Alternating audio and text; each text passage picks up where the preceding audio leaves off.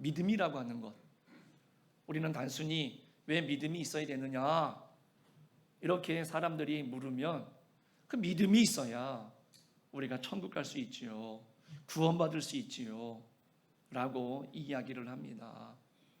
그리고 또 우리가 교회를 나올 때, 예전에 제가 그 장로님 딸이었어요. 저는 교사였고, 그런데 제가 맡은 반 학생이었기 때문에 열심히 나오고 재주도 많은데 보면 항상 표정이 어두워요.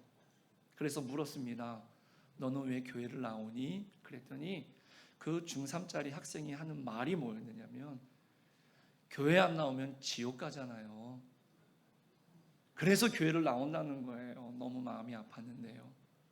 우리가 신앙생활 하시면서 믿음이라고 하는 것은 단순히 우리가 천국에 가는 구원을 얻기 위해서뿐만이 아니라, 오늘 이 믿음이라고 하는 것은요, 우리가 이 땅에서 살아가면서 우리들의 삶을 위한 실제적인 힘도 되어진다라는 사실을 오늘 하나님의 말씀을 통해서 다시 한번 깊이 깨닫고 여러분들의 믿음을 잘 활용할 수 있는 그런 성도들이 되시기를 주님의 이름으로 축복합니다. 왜냐? 성경에 보면은요, 믿음으로 홍해를 갈랐습니다. 믿음으로 사자굴에서 살아나왔어요. 믿음으로 오늘 본문에 보니까 사라는 자기 몸이 죽은 줄 알았는데 그 단산한 몸에서 약속의 아들을 낳는 축복을 받았습니다. 이처럼 믿음을 잘 활용하면 하나님의 놀라운 기적을 우리의 생활 속에서 나타나게 할 수 있다라는 것이죠. 이 말은 뭐냐면, 믿음이 있는 사람들이 이 땅을 살아가면서 성공적인 삶을 살 수 있도록 하게 하는 것이 믿음이다라는 것을 이야기해 줍니다. 그런데 대부분의 사람들은 뭐라고 말하느냐면, 저는 믿음이 없습니다. 그러나 이 같은 말은요, 부정적인 말이고 좀 심하게 말하면 거짓말입니다. 그리고 자기 자신을 잘 몰라서 하는 말이라고 저는 그렇게 여겨집니다. 왜냐? 잘 생각해 보세요. 여러분들 믿음이 없다면 어떻게 은행에 돈을 맡깁니까? 오늘도 운전하고 오셨죠? 대중교통 이용하셨죠? 신호등 지키셨죠? 내가 믿음이 없으면 그 신호를 어떻게 믿어요? 내가 믿음이 없으면 내가 정말로 죽어라 본 돈 어떻게 은행에 맡겨놓고 편안하게 우리가 지낼 수 있겠습니까? 이렇듯 믿음이 없다고 하지만 우리는 다 믿음이 있습니다. 우리는 이렇게 매일매일 그 믿음을 활용하면서 살아가고 있는 거예요. 로마서 12장 3절 말씀입니다. 내게 주신 은혜로 말미암아 너희 각 사람에게 말하노니 마땅히 생각할 그 이상의 생각을 품지 말고 오직 하나님께서 각 사람에게 나누어 주신 믿음의 분량대로 지혜롭게 생각하라 말씀하십니다. 하나님께서는요, 각 사람에게 분량대로 믿음을 주셨다라고 성경에 분명하게 말씀을 해주시고 있습니다. 믿음이 없는 사람은 그렇기 때문에 한 사람도 없다는 거예요. 그러므로 우리 사랑하는 성도님들 가운데에 믿음이 없다, 이런 부정적인 사람이 없기를 간절히 부탁을 드립니다. 또 어떤 분들은 그렇죠. 나는 믿음이 있긴 있는데 적어요. 믿음이 너무너무 작습니다. 보잘것이 없습니다. 이렇게 말씀하시는 분들도 있습니다. 그러나 분명히 아십시오. 마태복음 17장 20절 말씀입니다. 이르시되 너희 믿음이 작은 깔락이니라. 진실로 너희에게 이르노니 만일 너희에게 믿음이 겨자씨 한 알만큼만 있어도 이 산을 명하여 여기서 저기로 옮겨지라 하면 옮겨질 것이요 또 너희가 못할 것이 없으리라. 할렐루야. 겨자씨는요, 혹시 보신 분들 계시겠지만 우리나라 좁쌀하고 비슷하게 생겼는데 좁쌀의 한 4분의 1 정도 생각하시면 거의 맞을 것 같아요. 굉장히 작습니다. 아주 작아요. 예수님은 그런데 뭐라고 말씀하십니까? 이렇게 작은 겨자씨 한 알만한 믿음이라도 못할 것은 없다. 그 안에 생명, 그 안에 능력이 있으므로 우리가 볼 때에는 보잘것없어 보이지만 못할 것은 또 없다라고 분명히 말씀해 주시는 것이죠.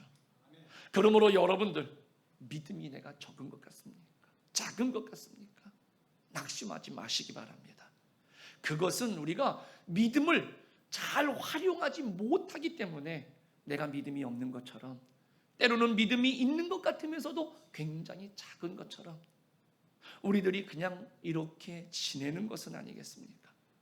그러나 믿음을 잘 활용하면 이 세상을 살아가는 데에 성공하는 힘이 되고요, 승리하는 힘이 될 줄로 믿습니다. 더 나아가서 없는 것도 있게 하는 힘이 되기도 하는 것이죠. 믿음은 하나님의 능력으로 기적을 창조할 수 있기 때문입니다. 우리 사랑하는 성도님들, 오늘 이 시간 히브리서 11장, 믿음장이라 그러죠.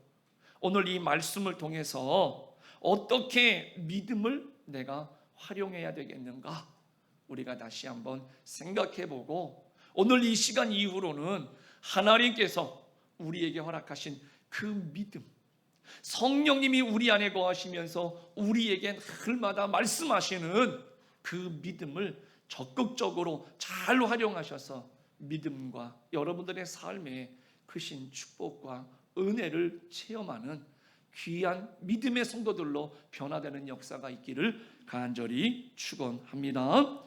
믿음을 활용하는 데 있어서 첫 번째 방법은 뭐냐면 분명한 기대와 소망이 있어야 된다라는 것이죠. 1절 말씀에 보니까 믿음은 바라는 것들의 실상이요 보이지 않는 것들의 증거니, 이렇게 시작을 합니다. 믿음은 바라는 것들의 실상이다 라고 말씀합니다. 하나님은 기대가 없고요, 바라는 것들이 없는 사람들을 통해서는 절대로 일하시거나 역사하시는 법이 없습니다. 하나님은 교회가 부흥되기를 바라는 사람을 통해서 교회를 부흥시켜 주시는 분이거든요. 축복을 받기 위해서, 내가 신앙의 결단을 위해서 야곱처럼 하나님 앞에 몸부림치고 하나님 앞에 죽을 힘을 다해서 매달리는 사람들에게 하나님은요 복을 주시고 그 문제의 해결점도 허락해 주신다라는 거예요. 성령의 충만함이나 성령의 불을 받는 것도 마찬가지입니다. 받고자 하는, 바라는 것이 있어야 그 성령께서 그런 은사를 베풀어 주시고 나눠 주시고 그 은사를 통해서 복을 누리게 하신다는 것이죠. 빌립보서 2장 13절 14절 말씀에 이렇게 기록이 되어 있죠. 너희 안에서 행하시는 이는 하나님이시니 자기의 기쁘신 뜻을 위하여 너희에게 소원을 두고 행하게 하시나니 모든 일을 원망과 시비가 없이 하라 말씀하십니다.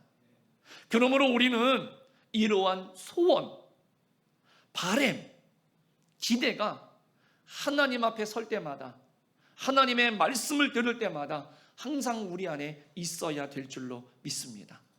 내가 하나님 지금 복을 누려야 되겠습니다. 오늘 지금 내가 만나는 이 문제 앞에서 하나님의 도우심이 나는 필요로 합니다. 교회의 부흥을 간절히 원합니다. 오늘 내가 새롭게 내 삶을 위해서 하나님이 주신 기업과 하나님이 주신 사업을 시작을 했는데 하나님 잘 돼야 되겠습니다. 기타 등등 이런 간절한 소원과 기대가 있어야 된다는 말씀이에요. 그뿐 아니라 우리들의 소원은 그 목표가 분명해야 될 줄로 믿습니다. 왜? 그 분명한 목표가 정해져야 믿음이 확실해지고 기도도 더 힘을 낼 수가 있기 때문에 그렇습니다. 다른 비유보다는 교회니까 교회의 부흥을 원한다 그랬어요. 우리가 막연하게 주님 교회가 부흥되게 하옵소서 이렇게 기도하는 것보다는요, 구체적으로 하나님 200명 500명 뭐 기타 등등 이런 식으로 우리가 분명한 목표를 정해놓고 기도해야 된다는 것이죠. 여러분들의 삶 속에서도 하나님 도와주십시오. 이것보다는 하나님 지금 내가 이러한 기도의 제목이 있습니다. 이런 문제가 있습니다. 이런 환경이나 이런 상황입니다. 오늘 하나님께서 이러한 모든 상황들 속에 이렇게 도와주십시오. 우리들이 하나님 앞에 그런 간절한 분명한 목표가 있어야 된다는 것이죠. 예를 든다면요, 갑자기 냉장고가 망가지고 텔레비가 망가졌습니다. 주문을 해야 되겠죠. 그러면 여러분들은 어떻게 하십니까? 그냥 전화 걸어서 마트에 대리점에 전화해가지고요, 우리 집 주소 알려주고 지금 냉장고가 필요하고 텔레비전 필요하니까 하나씩 배달해 주십시오. 그러면 그 다음날 냉장고하고 텔레비전이 집으로 배달이 되겠습니까? 안 되겠습니까? 될 리가 없죠. 얼마만한 크기를 원하는지, 어떤 색상을 원하는지, 어떤 회사 제품을 선호하는지 아무것도 모르는데 갖다 달랜다고 그것을 무작정 갖다 줄 마트나 그런 대리점은 없지요. 마찬가지로 하나님도 막연히 바라는 것은 주실 수가 없는 겁니다. 그러한 믿음과 기도는 힘이 없어요. 그러므로 여러분들, 오늘 우리의 믿음 속에 그 믿음을 활용하는 것 중에 그 믿음이 힘이 있어지고 그 능력이 나타나려면 분명한 목표, 분명한 소망이 있어야 될 줄로 믿습니다. 그래야 여러분들의 기도가 더 힘이 있어지게 되는 것이고요, 또 그래야 내 목표가 분명해지기 때문에 하나님 앞에 힘을 낼 수가 있는 것이지요. 우리 성도님들, 다시 한번 하나님 앞에 우리가 막연한 것보다는 하나님 앞에 구체적인 기도의 제목들을 가지시고 하나님 앞에 부르짖고 하나님 앞에 소원을 아뢰는 우리 성도님들이 되시기를 축복합니다. 두 번째는 뭐냐면, 그런 분명한 목표와 기대가 소망이 있다라고 한다면 그 믿음을 가지고 실상을 그려야 되는 거예요. 내가 바라는 것이 있으면 내 마음에 영상을 가져야 된다라는 뜻입니다.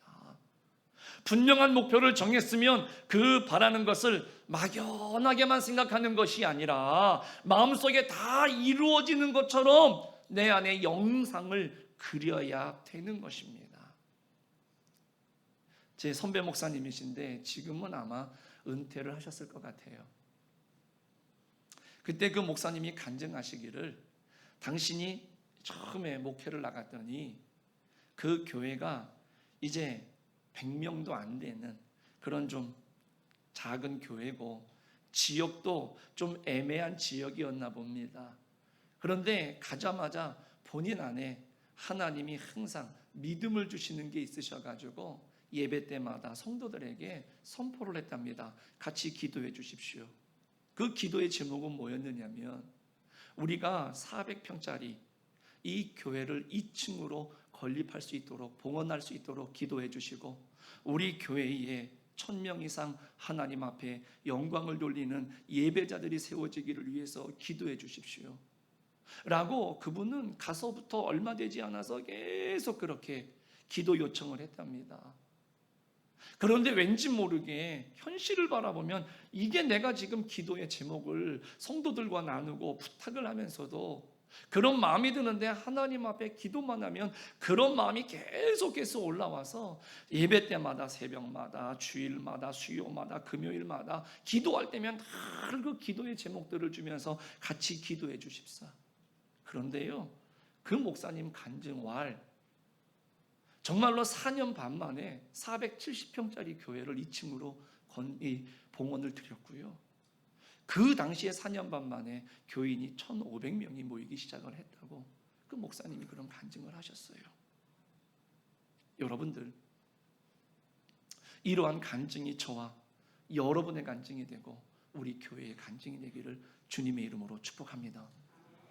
우리 교회가 그렇게 되자는 것이 아니라 그와 같이 구체적으로 내 안에 그려야 된다는 것이죠. 꿈을 꾸셔야 된다는 겁니다. 부흥되는 교회를 마음으로 분명히 봐야 돼요. 우리가 어떤 건물을 하나 지으려고 해도요, 확실한 설계도를 그리지 않습니까? 그리고 그 설계도를 통해서 이 건물이 올라가면 어떤 모습일까라고 하는 것을 우리 마음속에 두고 그 설계도대로 건물을 올리고 그 건물을 지어서 활용하는 것을 볼 수가 있지 않습니까? 우리의 믿음도 마찬가지라는 것이겠죠. 오늘 하나님께서 믿음으로 소원을 주실 때마다 분명한 목표와 기대를 가지시고 내 안에 성령께서 허락하시는 그 믿음의 영상, 그 실상을 그릴 줄 아는, 그리고 기도할 줄 아는 우리 성도님들이 되시기를 부탁드립니다. 그래서 된다고 하는 믿음을 가지고 나가십시오.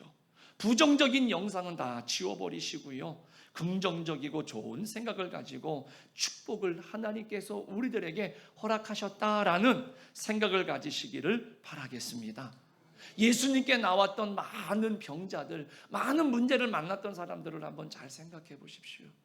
그네들의 현실, 그네들이 가지고 있었던 문제들은요, 해결할 수가 없었던, 그리고 많은 사람들로부터 손가락질 받았다. 그런데요, 그네들은 예수님의 복음을 들으면서 마음에 소원이 생겼습니다. 주님을 만나면 고침을 받는다. 최선을 다해서 주님 앞에 갔습니다. 그리고 주님 도와주십시오. 고쳐주십시오. 그때 주님이 믿느냐? 예, 믿습니다. 네 믿음대로 될지어다. 그들이 주님 앞에 나올 때 고쳐주시면 감사하고 안 고쳐주시면 그만, 이런 마음으로 나오지 않았을 겁니다. 내가 주님 만나면 지금 내가 너무 힘들고 어려운 상황이지만 주님 앞에 가면 주님이 나를 깨끗하게, 나를 정상적으로 고쳐주실 거야. 그런 믿음의 청사진들, 실상을 가지고 죽을 힘을 다해서 노력하고 주님 앞에 섰을 때 그 믿음을 보시고 주님은 내 믿음대로 될지어다.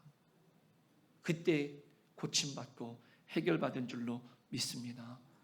우리 성도님들이 그와 같은 믿음을 가지고 하나님 앞에 예배드리고 하나님 앞에 기도하시고 하나님 앞에 꿈을 꾸셔서 하나님 앞에 응답 누리시기를 간절히 바랍니다. 요셉을 보십시오. 요셉은 꿈을 꾸었습니다. 그런데 그 꿈이 너무너무 좋아서 형들 앞에서, 아버지 앞에서 자랑을 합니다. 하늘의 해와 달과 별이 나를 향해서 절하더이다. 곡식단들이 내 볕단을 향해서 절하더이다. 그런데 형들은 마음에 들지 않아서 마음에 꽁하고 있다가 결국 동생을 팔아버리고 이 요셉은 종으로 팔려가서 남의 나라에서 종살이 하다가요 감옥에 갇혀 있었습니다.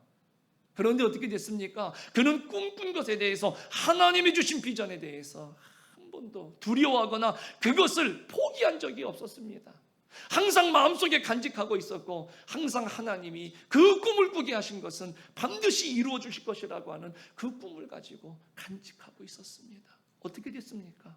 마침내 그는 애굽의 총리가 됐고 자기의 형들이 그 꿈대로 자기의 발 앞에 무릎을 꿇게 되는 응답을 누리게 되었습니다. 여러분들, 꿈을 가지십시오. 구체적인 영상을 오늘 내 마음에 새기시고 하나님 앞에 기도하는 우리 대강교회 성도님들 모두가 되시기를 간절히 축복합니다. 잠언 29장 18절에 보면은요, 묵시가 없으면 백성이 방자히 행하거니와 이렇게 말씀을 합니다. 그런데요, 킹제임스 버전에 보니까는요, Where there is no vision, the people perish라고 나와 있습니다. 이 말뜻을 기억하면 뭐냐면요, 꿈이 없는 백성은 망하느니라, 이렇게 기록이 되어 있는 겁니다. 우리가 보는 성경하고는 조금 의미가 다르죠. 잠언은 우리들에게 말합니다. 꿈이 없는 백성, 꿈이 없는 민족, 꿈이 없는 교회는 망한다는 거예요. 우리 사랑하는 성도님들, 꿈을 꾸시고 그 꿈을 위해서 오늘 하나님 앞에 최선을 다하는 여러분들 되시길 바랍니다. 로마서 10장 10절이 말합니다. 사람이 마음으로 믿어 의에 이르고 입으로 시인하여 구원에 이르느니라. 오늘 성경은 믿음은 바라는 것들의 실상이라고 말씀합니다. 그런데요, 심리학에서도요, 잠재의식이라고 하는 것은 반드시 실현시키는 힘이 있다라고 이야기를 합니다. 이거는 신앙의 이야기가 아니라 우리가 흔히 알고 있는 학문에서도 잠재의식은 믿는 것을 반드시 실현시킨다라고 인정하는 바예요. 그렇기 때문에 오늘 우리는 하나님의 사람들입니다. 그러므로 입으로 시인하고 나아가시기를 간절히 바랍니다. 절대로 입으로 부정적인 말이나 불신앙적인 말을 하지 마십시오. 성령의 역사는 입으로 시인하고 긍정할 때에 역사하시는 것이죠. 지금 우리 눈에 보이지 않고 우리 귀에 들리지 않고 우리의 손으로 지금 당장 만져볼 수는 없지만은요, 믿음으로 영상을 붙잡고 입으로 시인하고 나갈 때 하나님께서는 반드시 이루어지는 때를 우리들에게 허락하여 주실 줄로 믿습니다. 마지막 세 번째로 믿음을 활용하는 것은 부르짖고 기도하는 겁니다. 분명한 목표, 분명한 기대가 있다라고 한다면 그것을 가지고 오늘 우리 안에 영상을 그려야죠. 그리고 그것을 위해서 하나님 앞에 끝까지 부르짖고 기도하는 것입니다. 불타는 소원을 가지고 기도하라는 거예요. 하나님의 능력이 나타나서 창조적인 역사를 이루시려면 기도를 통해서 이제 됐구나 라고 하는 신념이 올 때까지 부르짖고 불타는 소원으로 기도해야 한다는 것이죠. 기도하시다가 다 된 것 같이 확신이 오고 믿음이 오면 그때에는 응답이 온 줄로 믿으시기를 간절히 바랍니다. 이게 오늘 우리가 믿음을 활용하는 거예요. 마가복음 11장 24절입니다. 우리 같이 한번 한 목소리로 읽겠습니다. 시작. 그러므로 내가 너희에게 말하노니 무엇이든지 기도하고 구하는 것은 받은 줄로 믿으라. 그리하면 너희에게 그대로 되리라. 아멘. 예레미야 33장 2절입니다. 이것도 같이 함께 읽으시겠습니다. 이를 행하시는 여호와, 그것을 만들며 성취하시는 여호와, 그의 이름을 여호와라 하는 이가 이와 같이 이르시도다. 너는 내게 부르짖으라. 내가 내게 응답하겠고 내가 알지 못하는 크고 은밀한 일을 내게 보이리라. 아멘. 여러분, 부르짖어 기도해야 응답을 받고요, 믿음의 확신이 오는 거예요. 기도하지 않는 사람에게는 믿음이 올 수가 없어요. 이론적으로 아무리 설명을 해도 이거는 어떻게 할 수가 없습니다. 내가 부르짖어 보고요, 그 응답을 받아 봐야지만이 알 수 있는 거예요. 예전에도 말씀드렸던 것처럼요, 아무리 나이만 많으면 뭐합니까? 결혼을 하지 않아서 아버지가 되고 부모가 된다는 것을 모른다고 한다면요, 내가 부모가 돼야 봐야 그 아이가 아플 때 그 부모의 심정을 아는 거거든요. 오늘 이 말씀을 오늘 우리들이 가슴에 새기시기를 간절히 바랍니다. 예레미야 29장 12절 13절에서 또 이렇게 말씀하시더라고요. 너희는 내게 부르짖으며 내게 와서 기도하면 내가 너희들의 기도를 들을 것이요, 너희가 온 마음으로 나를 구하면 나를 찾을 것이요 나를 만나리라. 기도해야 믿음이 자라고, 기도해야 응답을 받아 봐야 확증이 굳어지는 것 아니겠습니까? 그래서 시편 50편 15절이 그런 우리들에게 이야기를 하는 겁니다. 환난 날에 나를 부르라. 내가 너를 건지리니 내가 너를 영화롭게 하리로다. 우리 사랑하는 성도님들, 힘들고 어려우시더라도 하나님 앞에 부르짖으십시오. 믿음이 올 때까지 부르짖으셔야 돼요. 하나님께서 여러분들의 기도에 귀 기울여 주실 줄로 믿습니다. 그리고 또 오늘 우리가 너무나 잘 아는 마태복음 7장 7절에서 8절까지의 말씀인데 우리 같이 믿음으로 함께 봉독해 보시겠습니다. 구하라 그리하면 너희에게 주실 것이요 찾으라 그러면 찾아낼 것이요 문을 두드리라 그리하면 너희에게 열릴 것이니 구하는 이마다 받을 것이요 찾는 이는 찾아낼 것이요 두드리는 이에게는 열릴 것이니라. 아멘. 여러분들, 오늘 우리들 믿음이 없다, 믿음이 적다, 나는 안 된다. 아니요. 여자시지 않을 만한 믿음이 있더라도 그 믿음을 잘 활용하셔서 분명한 목표, 분명한 기대를 가지고 하나님 앞에 구체적인 비전과 영상을 그리시고 오늘 응답이 올 때까지, 그리고 확신이 올 때까지 여러분들이 부르짖고 기도하시는 그런 믿음을 잘 활용하는 그런 우리 성도님들이 다 되시기를 간절히 축원합니다. 그럴 때 성공적인 삶이죠. 그럴 때 승리하는 삶으로 하나님이 인도하여 주실 줄로 믿습니다. 힘들다.